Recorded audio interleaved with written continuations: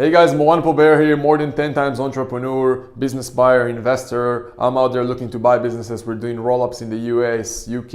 We're looking to buy businesses, sell businesses in pretty much any sector right now. I'm personally looking at roll-ups in different sectors in the UK. We have lots of tech companies that we're trying to sell right now. So that's what I want to share with you, my experience. And I want to share with you some of the experience and lessons that I had with advising other companies. If I'm as their advisor, their mentor, on their board, I want to share with you some of the lessons that I learned over the years from scaling from 7 to 8 figures, or even if you're at 6 or just starting in a business and you want to learn some of those lessons, even if you don't have a business yet, there's a lot of lessons that you can learn and take from today that you can apply immediately.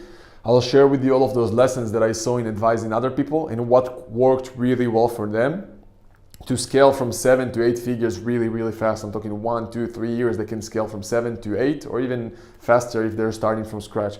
Lots of those things that I'm going to talk about are going to be kind of like common wisdom, conventional wisdom, but some of those things are going to be very new to some of you guys, like growing inorganically by going out there and buying complementary businesses, other businesses, competitors, etc. How to leverage other people's money or other financial institutions to do that. And I'm going to share with it in point number 3. And I'm going to share with you all of my thoughts about advisor, board members, is it even needed or not? But first we're going to start about kind of like the common wisdom things, which is about sales, marketing, hiring, what kind of people you need to have in your team in order to grow to that level. And again, those are all some of the lessons that we got like in the last year that really made a difference with some of the people that I worked with. Some of those people grew from 7 to 8 figures by doing organic strategic decisions and growth, and some of them by going out there and buying some of their competitors and other complementary businesses in their industry. So that's my focus today. Yes, let's be focused here. I wasn't sure if we're recording, but it's all good. It's all live. It's a live video, so we're good anyway. Now let's start with point number 1, which is what most people will tell you to do, right? Which is more sales, more marketing. And most of the, I guess, strategic business people out there will teach you about marketing, about sales. They'll tell you that the only way for you to grow a business is to do more sales and more marketing, right? To go out there and make sure that your CAC, your cost to acquire a customer, is going to be as low as possible. And then they'll tell you, hey, calculate your lifetime value of a customer. And they'll tell you, when you have that, focus on new ad platforms and focus on your conversion rates. Now, those are all great things that you must do in a business in order to optimize things and grow things over time. And I mean, you got to know how much it's going to cost you to acquire a customer, right? You don't know that. You don't have predictability for knowing how much it will cost you to bring in a new client. It will be really hard to scale a business, especially if you want to go out there and raise capital from investors. And I see it a lot in the tech space, especially when companies, they get to a point where they know their CAC, they know the lifetime value, and they know that they want to raise capital. Those are some of the most important KPIs, key performance indicators, that they got to present to those investors. So obviously it's a must. You got to know how much it's going to take me to go and acquire a customer in whatever platforms that works for you guys. I don't care if you're doing display media or direct outreach or Facebook ads or YouTube ads. You got to know how much it takes you to bring in a customer, right? Then you want to know how much a customer is worth for you over lifetime value. And based on your lifetime value with a customer, you can then decide if and how much you're willing to spend to acquire a customer. Obviously, it depends on your margins and profits that you want to keep in the end of the day, and the bottom line and the net profit, right? New ads channels. Most common wisdom will tell you, hey, if you have one channel that's working well, obviously make the most out of it. So if you're using Facebook ads, for example, you want to make the most out of it, scale, put all of your resources into that space. But then at some point they'll tell you, hey, also take a percentage of your budget and put it into other channels, right? So let's say if you're using Facebook ads right now, they'll tell you, hey, go and use some YouTube ads, for example, go and use some direct methods. I mean, there's tons of opportunities out there right now. Most common ones right now, everyone's using Google, YouTube, Facebook. I mean, you can use Bing and stuff like that, right? But those are kind of like the main ones. They will tell you, hey, go and use a new channel and test your ads on new channels and spend a percentage of your cash flow on that new channel to figure out, hey, maybe we can get better returns on YouTube right now versus on Facebook. Now, what about conversion rate? Many people, there are tons of courses and softwares and advisors out there whose main focus is to just make sure that you convert better from lead to sales, from opt-in page, from like your landing page, how can we increase it in like 3%, right? All those small details that again, they are super important, but I'm going to show you later why, in my opinion, it means that you're going to grow slower, because there are so much better things you can do in terms of leverage. And if you're only focused on those things, yes, you can grow to some extent, but if you want to scale from 7 to 8 figures, it will take you so much longer. And unfortunately, most people don't know about some of those things we're going to talk about in number 3, to take the same cash flow that you have right now to potentially test on new ads, how you can then go and let's just buy companies that already have those platforms proven, basically, if that makes sense. So those are some of the things that people will tell you, hey, focus on that to grow from 7 to 8 figures. It's amazing. You got to know those things. And obviously, whenever you have a channel that's working well for you, if Facebook is working well for you, YouTube ads working well for you, put in as much fire, like wood in the fire, and grow it like crazy. Scale as much as you can. Put the budget. If you already know that you can bring in customer for X, you have a lifetime value of Y, then bring whatever money you can bring to the table, raise from investors, whatever, and spend it or whatever channel that works for you. It's amazing. It's working for many companies out there. The problem is that it will take you a lot of time to get to a point where, first of all, I'm not even talking about getting profitable campaigns, right? So if you're having hard time to bring in customers for profits on the front end, it will be really hard for you to scale if you don't raise capital from investors. And then you need to think, do I want to be diluted or not? Because if you're going to be diluted, I mean, it's all good, nothing wrong with that, but you got to have money to grow fast. That's what happens a lot with tech companies. They grow, they bring in clients, but they're not profitable from day one. It's going to take them time before they are profitable. So you got to think with yourself, if you want to start a business from scratch and you don't have access to a lot of money, are you able to bring clients and being profitable from day one? If you're not able to do that, it's going to be really hard to scale, right? So that's the first, I guess, common way that people will tell you, hey, grow from 7 to 8 figure, right? So we talked about CAC, cost to acquire customers. We talked about lifetime value. We talked about testing new ad channels. Like if you're using Facebook, make sure you use YouTube then. And we talked about conversion rates, right? So making sure that you're increasing your cost to acquire a lead or cost to acquire a customer, what you're doing to making your sales process better, right? If you're doing sales on the phone, how can you increase your process that way? If you're doing sales all online, what can you put on your sales page to increase those percentages? All those things, if you're going to increase those percentage in each and become better in each, obviously you're going to grow over time if you have the right budget to put into those platforms, assuming. So if you're not profitable from day one, it will be you won't be able to scale to 7 to 8 figures, right? No way. Even if you want to scale to 7 figures, if you're not profitable from day one on your funnels, it will be really hard to scale. If you know your lifetime value and you're not profitable from day one and you can bring money from outside investors, then there's something to work with. But for most people, they don't want to raise capital because they don't want to be diluted. So you got to think about all those things. And again, there's no right or wrong. I'm just telling you what's out there. And you need to understand that that's the process. You want to go from 7 to 8 figures. You're either profitable from day one on your funnel. And if you're not, you got to bring in outside money and be diluted. So that's the first thing. Second thing is, at some stage, you'll need to start hiring, right? So number 2 is hiring people. We've done with number 1. Number 2, hiring. So here's the problem with most of the entrepreneurs that I see.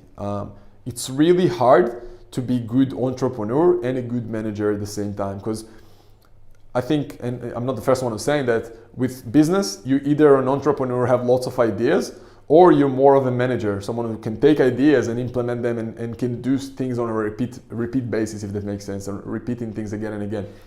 For me personally, I like to be the idea person, the one who's thinking about the vision, the strategy, and ideally find a management team in place to run the day-to-day and handle the small details. Now, for most people, especially if they start a business, I mean, it's really difficult to be both. I mean, to begin with, you probably must be both, but if you want to scale from 7 to 8 figures, you got to bring in the right people who can complement things that you're less good at. So if you're good with the strategy, with the vision, you must bring someone who's good with the small details. If you're good with the small details, maybe bring someone to help you with the vision and the strategy and the ideas. Although most time it will be difficult to find someone with the vision and strategy to work with you. So probably if you, the small details person, you got to be both to begin with. But then what I'm talking about, let's say you're at 7 figures, you're probably not working on your own anymore. And one of the biggest challenges that you have right now is to hire people. And if there is something that isn't easy in this world of business, is to find good people to work with you. And most of you guys know that. I mean, that's why, especially in the tech space that I'm involved with a lot right now, there's change in management team again and again and again, especially for companies who raise capital from VCs, from venture capital firms. Like sometimes the venture capital firms, they insist to change the management because they don't see the vision and potential with the existing management team in place. So those are some of the challenges you're going to have. Where can I find good people to run the day-to-day? And it's about bringing the right people to the right seats, right? And if you want to check more about that, definitely check a book by the name of Traction. It's talking a lot about how you should organize a business and have the organizational chart, and making sure that you have the visionary, the integrator, the person who's involved more in the day-to-day, and taking the ideas and implementing them. How we then make sure that we have the right departments. We have the sales and marketing department, we have the operation department, we have the financial department, right? Those are kind of like the key departments in a business. And we got to make sure that we have the right people in each of those departments. And we must make sure that we have the right KPIs in each of those departments, that those people, those employees report to us on a week-by-week basis. If we don't have all those things in a very systematic way, it's going to be really, really difficult for you to scale. So it's about good people and making sure that you need to be flexible and open to changing management. I mean, unfortunately, many businesses, to take a business from 7 to 8 figures, the people who helped you go to 7 figures will probably many times won't be the same people that will help you go to 8 figures if they can't develop as a people as well. Because many people, they stay stuck where they're at. So you gotta, first of all, bring good people who are flexible and are willing and open to change. And if you can't do that, it will be really hard to scale. Now, that's about hiring. And another thing that I had in mind with hiring is that, so like I said, we got right people, right seats. We got to make sure that we find the right people. And you need to understand it's really difficult to find good people, right? And if some of you guys try to hire people, you know it's not easy.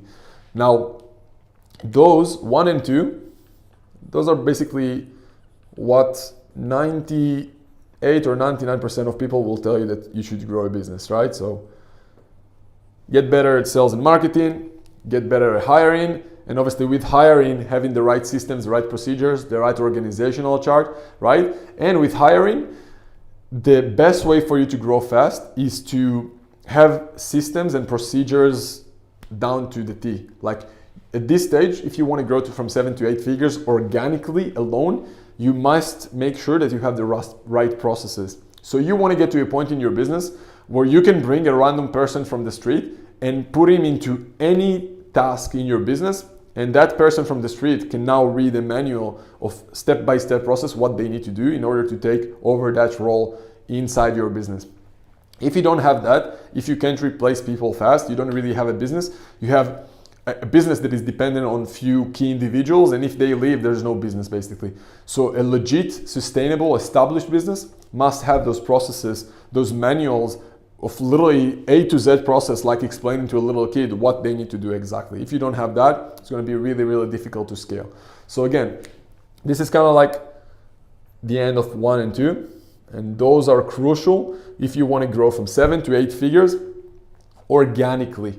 And that's what most of the people will talk to you about. Now for me, I want to expand on a few more things. I guess advisors, some people obviously talk about that, but I want to tell you kind of like from my point of view, how that applied to especially 3. So number 3 is taking 1 and 2 and giving you a new perspective on things, right? So 3 is organic versus inorganic ways to grow a business. And what that means, organic is basically this. How can we grow internally with doing more sales, more marketing, creating more product internally? So let's say right now you have a supplement company, you're selling multivitamins, maybe you now want to create and innovate a new product selling vitamin D or whatever, right? Or protein powder. So that's internal growth. You're taking your existing team and creating new products, testing new advertising channels, you're hiring more people, everything is being done internally.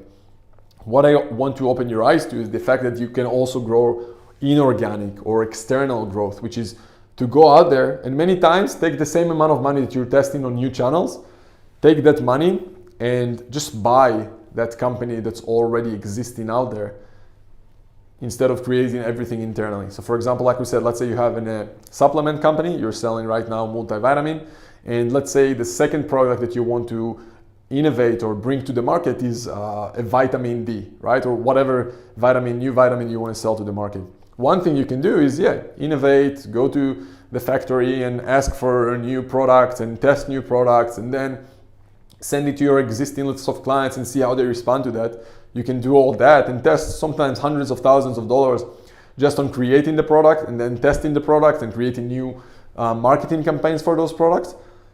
And that'll be great, but you can take the same amount of money and just buy an existing vitamin company that have those different products, that already have a list of clients and a proven case studies, proven results, proven formula for those products, and just buy those businesses.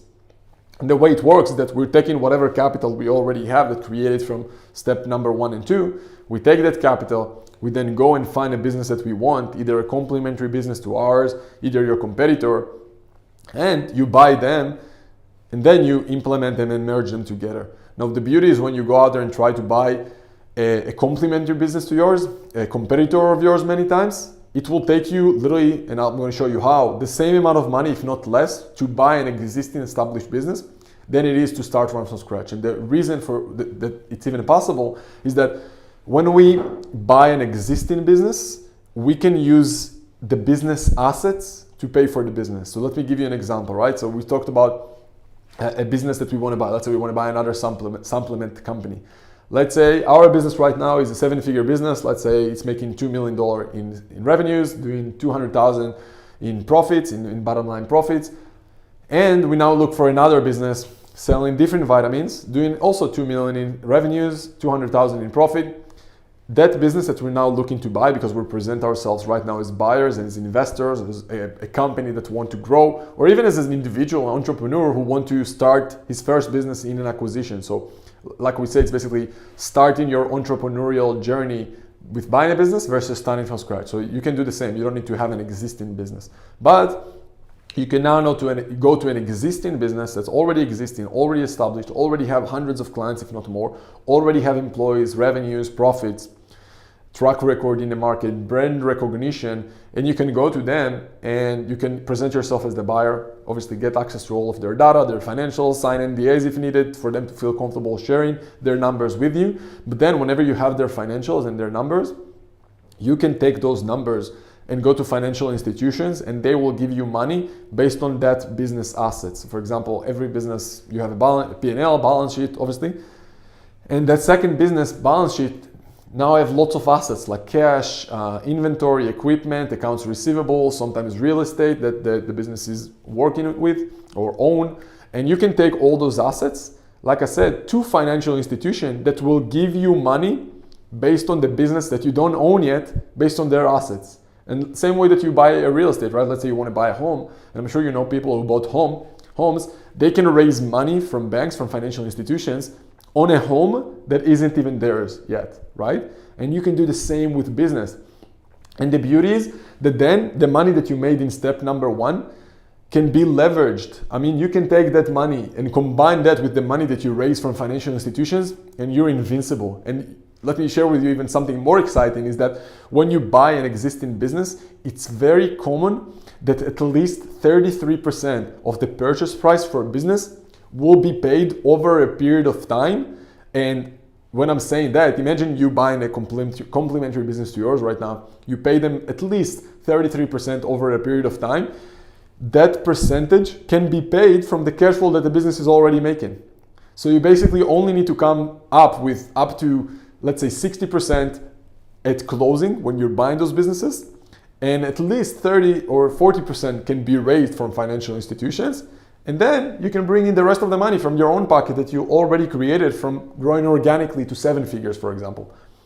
So the leverage is insane. And that's like worst case scenario. I mean, I can find many deals right now. Like I have deals every week coming to me at this stage where I can buy them with putting no money whatsoever at day one because the seller is motivated to sell his business. So think about it. Imagine you finding someone who really wants to sell his business. He's very motivated. He just want to get out of the business because thousands of reasons, right? Why?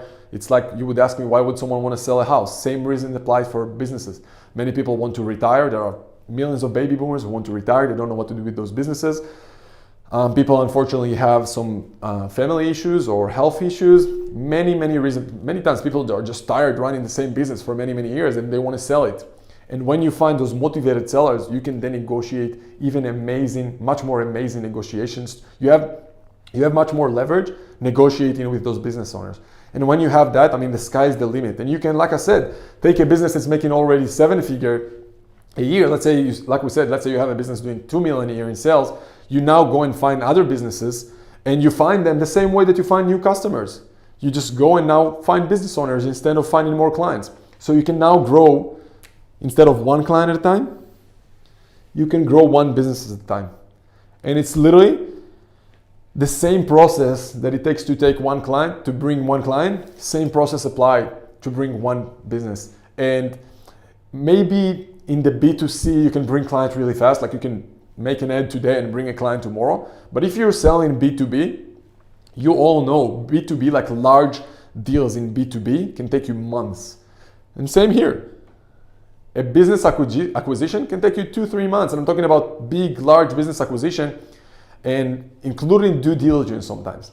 So what I'm saying, in this case, we can grow one business at a time instead of one client at a time. And if you have an existing business, 2 million a year in sales, and you find another business doing another 2 million a year in sales, you now got yourself with one acquisition, a business doing 4 million a year in sales, $400,000 in profit, and you don't just got yourself more revenues and profits, you got yourself access to more customers, to new ad channels that you know that are converting, because that business, the other $2 million business, the vitamin D business, spent thousands, if not hundreds of thousands, if not millions, on testing those different ad channels that you didn't test yet because you were focused on a different channel. So I hope it opens your eyes to what's possible, to all the opportunities of going out there and buying an existing business that's already established, already have a list of clients, products, track record, case studies, email lists. Just think about all the assets that the business have, but you now get immediate access to that. Obviously the employees, think about that. So 1 and 2, now when you're buying a business, you basically get access to all those things at scale, right? So it's basically scale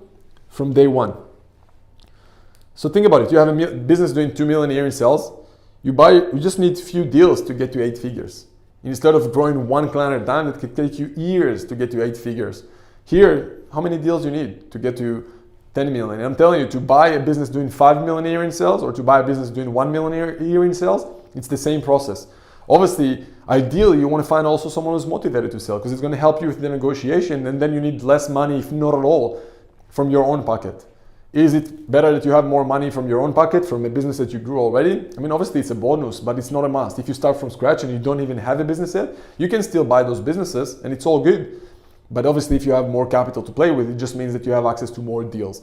It doesn't mean that you're not able to do deals at all. You can do thousands of deals for no money whatsoever. But if you have access to more capital to play with, then heck, you can buy amazing businesses. And the beauty is, in our case, sometimes the difference between you having $50,000 to $100,000 can be the difference between you buying literally an incredible business and you buying just an okay business. You see what I mean? So you don't necessarily need a lot of money, if any, but the more money you have, the more opportunities you have to be more, I guess, to make the decision of if and how many businesses you want. Like you have more abundance of opportunities, if that makes sense, but it's not a must at all to have access to that capital. So what I'm saying is that when you're growing externally by acquisitions, you get immediate access to all that data of 1 and 2. And that's the beauty, because when you're buying a business, you get immediate access to understanding what's their CAC, the cost to acquire a customer. You immediately can get access to their lifetime value of their customers. You immediately have access to their ad channels and you know what's going on and what's working there already. You immediately have access to their conversion rates and what they did many years to build that conversion rate and increase that conversion rate. When you buy an existing business, you also have access to amazing people, to good people that's already working in those businesses. And heck, many times, you can have a change in management in your business by buying someone else. Because let's say you own, like I said, a supplement company making vitamin D. You can, as the owner of your first business, can now buy a second business and use their CEO or manager to now run both of those businesses, to run run your business and their business. You see what I mean? I hope that makes sense and open your eyes to what's possible. And then you can make a decision, hey, you know what? I want to step back. I don't want to be involved in the day-to-day. Let's give that manager of the business that I just bought to manage both of our businesses. And it can just be part of the negotiation. You just negotiate the deal and tell, hey, yeah, part of the deal is you running both of those businesses. And obviously it's part of the negotiation. Some of the things you'll agree on, some of the things you won't agree on, like maybe a change in culture. Some of you guys might want to bring that business to your office space. Some managers don't want that. So that's part of the negotiation. It's part of the process. I mean, and I think it's definitely something that you want to consider. Some of you will tell me, hey, you know what? I'm a freak. I want to manage my business. I want to buy that business and I want to make sure that the owner that I just bought will exit and I don't want to see him anymore. And that's okay. I mean, it's up to you. It's up to you what you want to do. For me personally, I don't want to be involved in the day-to-day, and some of my students want to be involved in the day-to-day, some of them don't want, but it's up to you. You can make the decision now. Do I want to buy a business with a manager who will run the day-to-day for me, for both of our businesses, or do I just want to buy a business just for the assets that I have in there? Like I said, the list of clients, the products, the distribution channels, the good employee that I have. Like, if you look at some of the biggest businesses out there, like when Facebook bought Instagram or WhatsApp, obviously they got access to amazing assets, right? Amazing product, amazing list of clients, huge list of clients, but many times they buy those businesses just for the talent, especially in the tech space. You get access to amazing developers, to have amazing talent that you can't get to otherwise unless you bought that business. And when they bought WhatsApp or Instagram, part of their agreement with WhatsApp and Instagram owners and founders is that those guys have to work at least a few years for Facebook. And obviously they have some issues there, especially with WhatsApp, but it's part of the negotiation, it's part of the strategy. And then you have access to those brilliant minds that you wouldn't be able to access to otherwise, because those guys won't leave their amazing job already or their amazing businesses already to work for you unless they have a very huge incentive to do so, which is a very large capital event in the means of exit. They basically sold their business, they made a few million, or in their case, few billions of dollars, and they will work for you. They'll be very happy to do that, and then it's a win-win for everyone. Facebook can grow their business, and WhatsApp or Instagram can continue to grow their business with the new relationship they now have with Facebook. And now you see, I mean, Facebook immediately implemented their ad platform on Instagram, and it looks like they're going to do something similar potentially with WhatsApp. And you can do the same with small businesses. The problem is that most people don't know it's even possible. They think that they got to be a large public company before they do that. And that's what I will open your eyes to what's possible in this space, and which leads us to point number 4, which is advisors. Most of the people that I work with or advise to or being on their board, they work with advisors. And in the end of the day, the reason they do that is because they don't want to reinvent the wheel. They want certainty, they want their connections, and they want the accountability. So here's the thing, right? Reinventing the wheel. For me personally, I would never go to or be in my stage in life if I needed to reinvent everything from scratch. Everything that I know, I probably learned somewhere else. And if you watch some of my other videos, you know that I spent multiple 6 figures at least on mentors. And that's just in the business space. I'm not even talking about like self-development and stuff like that. And I'm not even talking about mistakes that I made by execution of work, right? So that's why I'm talking about the fact that, hey, you don't want to reinvent the wheel. If you're going to reinvent the wheel, will you be able to get to 8 figures eventually? I mean, yeah, potentially, but it will take you much longer. And unfortunately, most startups fail eventually. Like 96% of startups fail in the first 10 years. So if you exist for less than 10 years right now, even if you're at 7 figure in sales, you're still a startup. So do you want to reinvent the wheel yourself? Probably not. Go and find someone who's already doing what you're doing and just copy them and just learn from them, and make sure obviously they have the agenda to help you. If in terms of percentage or for some kind of a mentorship exchange, in terms of capital, like heck, for me, I still pay a lot of money for mentors, and it's worth every penny of the money that I put in there, because now I have the excuse to stay in touch with those mentors of mine. So remember guys, don't reinvent the wheel. Get to a point where you have someone who can already show you what's working, especially right now. Even if you have advisors, don't get advisors who work 20 years ago, and maybe their strategies who used to work in the past are not working right now. Find someone who's working right now on doing the things that you want to achieve. If it's in deals, in buying businesses, make sure he's doing it right now and not just teaching you things that used to work with him.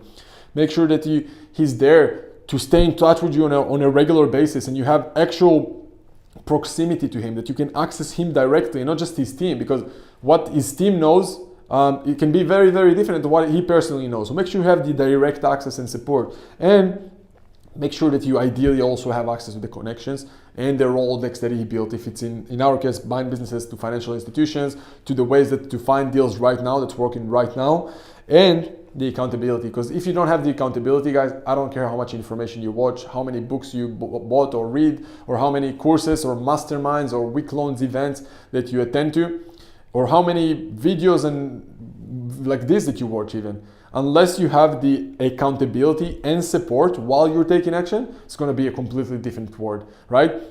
It's like there is a very different world between reading a book about swimming, for example, and actually jumping into the water. When you jump to the water, everything is going to be different. You now realize, hey, the water are cold, right? And same with business. When you jump into the water, you're going to experience new things. You're going to have different questions. You're going to be overwhelmed many times and emotionally disturbed, and you got to have someone to be there for you, to help you and direct you in the wrong or right directions. Especially in our space of buying businesses, the wrong mistake here can cost you a small fortune. For some people, so let me give you an idea, right? I know people and companies who literally had to bankrupt because they looked at the wrong deals.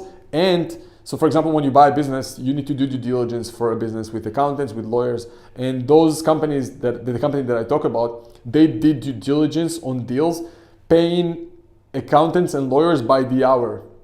Like a flat fee, no matter what, by the hour. And think about it, when you work with accountants and lawyers who charge you by the hour, no matter what do you think? Will they want to close the deal or not?